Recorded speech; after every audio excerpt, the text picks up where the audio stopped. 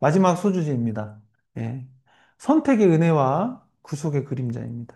야곱은 이제 요셉하고 베냐민만 남았는데 야곱은 요셉을 축복할 때 최고로 좋은 표현들 위주로 이렇게 선포를 했습니다. 요셉을 묘사할 때는 샘 곁에 무성한 가지라고 하는데 심지어 그 가지가 담을 넘을 정도로 무성함의 극치를 표현합니다. 그리고 활 쏘는 자가 요셉을 학대하여 적개심을 가지고 요셉을 쏘았으나 도리어 요셉의 활이 굳세어 그러한 공격에도 끄떡없음을 선포합니다. 그도 그럴 것이 요셉의 형들이 그를 죽이고자 하였고 그를 노예로 팔았음에도 불구하고 그는 애굽 총리가 되어서 하나님의 주신 그 꿈대로 살고 있기 때문입니다. 한편 요셉은 하나님이 도우실 것이라고 선포하면서 하나님이 복을 주실 거라고 이렇게 야곱이 선포합니다. 그리고 12명의 아들들 중 요셉이 뛰어난 자의 정수리로 돌아올 것이라고 합니다. 요셉이란 인물은 예수 그리스도를 예표하는 자로서 그가 받은 고난 가운데 어려움을 극복해내고 애굽 총리가 된 것은 구속사의 그림자와 같습니다. 다시 말해서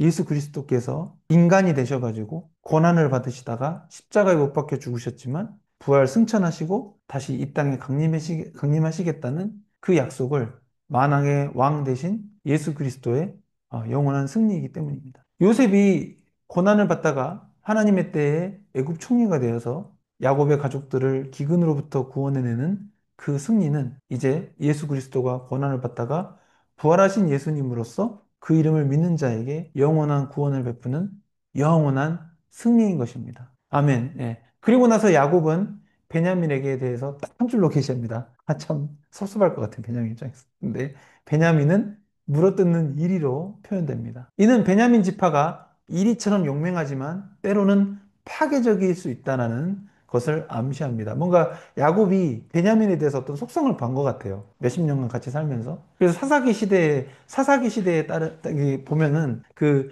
다른 이스라엘 지파의 한 남자가 그 첩을 데리고 첩의 부모를 방문했는데 그 첩이 밤새도록 베냐민 지파입니다.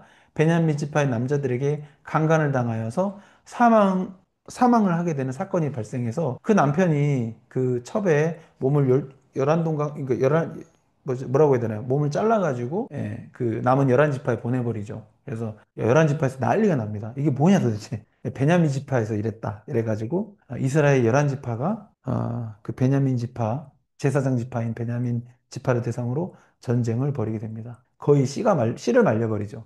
예. 거의 다 죽습니다. 아무튼 이 사건은 야곱의 계시가 사사기에서 현실이 되어버린 사례였습니다. 그리고 사울 왕도 베냐민 지파였고요. 그러나 이 베냐민 지파에서 또 바울이라는 위대한 사도가 나왔음을 생각할 때는 하나님이 또 제가 공의이기도 하지만 사랑이라고 했잖아요.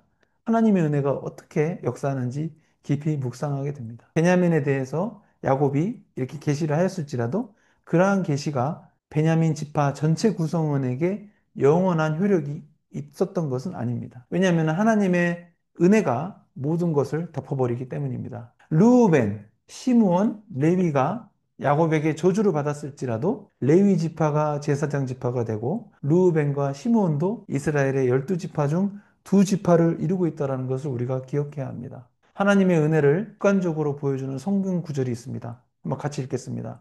그것들에게 절하지 말며 그것들을 섬기지 말라. 나 내 하나님 여호와는 질투하는 하나님인즉 나를 미워하는 자의 죄를 갚되 아버지로부터 아들에게로 3, 4대까지 이르게 하거니와 나를 사랑하고 내 계명을 지키는 자에게는 천대까지 은혜를 베푸느니라. 아멘. 하나님을 미워하는 자의 죄는 그 죄에 대한 대가가 3대에서 4대까지만 이르게 하지만 하나님을 사랑하고 계명을 지키는 자에게는 천대까지 은혜를 베푸신다라고 하는 이 말씀 참으로 놀랍습니다. 물론 우리가 구약이 아닌 신약 시대를 살고 있지만 사실상 구약과 신약의 차이는 예수 그리스도께서 인간으로 이 땅에 오셨느냐 여부로 구분되는 것이지 구약과 신약의 메시지는 계속해서 하나로 귀결합니다. 메시아 예수 그리스도를 믿어 구원에 이르는 것과 구원받은 자로서 하나님이신 예수 그리스도를 사랑하고 예수 그리스도의 계명을 지키라는 것이 신구약을 관통하는 메시지인 것입니다. 그래서 어떤 사람이 예수님만 믿으면 천국 가, 예수 믿으면 다야. 이거는 잘못된 메시지예요. 예수 그리스도를 믿고 그 계명을 따르는 자, 그것이 진짜 그리스도인인 것입니다. 우리가 예수 그리스도의 계명에 따라 사는 삶이 이렇게 좋은 이유는 사랑의 하나님께서 예수 그리스도의 계명을 따라 사는 자들에게 그들의 후손까지 천대까지 예, 은혜를 베푸신다라는 것을 구약 말씀을 통해서도 알려주시기 때문입니다. 기복신앙으로 간주하시면 안 됩니다. 우리가 계속해서 죄를 짓고 죄의 열매를 맺는 그리스도인의 삶을 살면은 사실상 하나님을 사랑하는 것이 아니라 하나님을 미워하는 것입니다. 이거 되게 중요한 개념입니다. 내가 계속 죄 짓고 죄를 사랑하고 죄의 열매를 맺는 그리스도인은 하나님 미워하는 거예요. 한번 같이 읽겠습니다. 같이 읽겠습니다. 가늠한 여인들아, 세상과 벗된 것이 하나님과 원수된 것임을 알지 못하느냐? 그런즉 누구든지 세상과 벗이 되고자 하는 자는 스스로 하나님과 원수되는 것이니라. 계속해서 죄를 짓는 것은 결국 죄의 아비인 마귀와 벗이 되는 것입니다. 공중권세 잡은 자가 마귀니까. 그러니까 공중권세 잡은 자가 마귀잖아요. 세상과 벗이 되고자 하는 자나 계속 죄를 짓는 자나 사실상 개념적으로 별반 차이가 없는 것입니다. 그리스도인이라면서 계속해서 죄를 짓는 것은 세상과 벗이 되고자 하는 자가 되어 스스로 하나님과 원수가 되는 것입니다. 원수가 누구입니까? 미워하는 자가 원수 아닙니까? 그러나 하나님과 원수되는 것은 결국 하나님을 미워하는 것이니 계속해서 죄를 짓는 그리스도인은 말은 그리스도인이라고 해도 하나님을 미워하는 자인 것입니다. 죄의 유혹에 넘어가서 계속해서 죄 짓는 삶을 살기보다는 그 죄를 돌이켜서 회개하고 어떻게든 예수 그리스도의 계명에 따라 사는 삶을 살겠다고 결단하고 그 결단을 행함으로 나타내는 용인 승리교회 성도님들 되시기를 예수 그리스도 이름으로 축복합니다.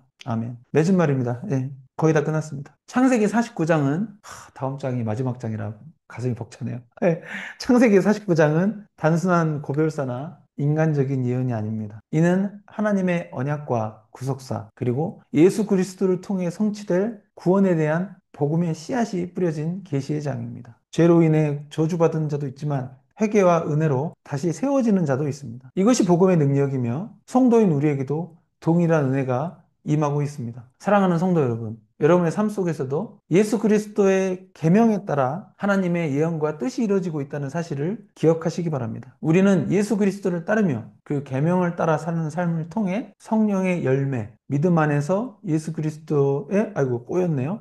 예, 믿음 안에서 예수 그리스도의 열매 맺는 삶을 살아가기를 예수 그리스도 이름으로 축원합니다. 아멘.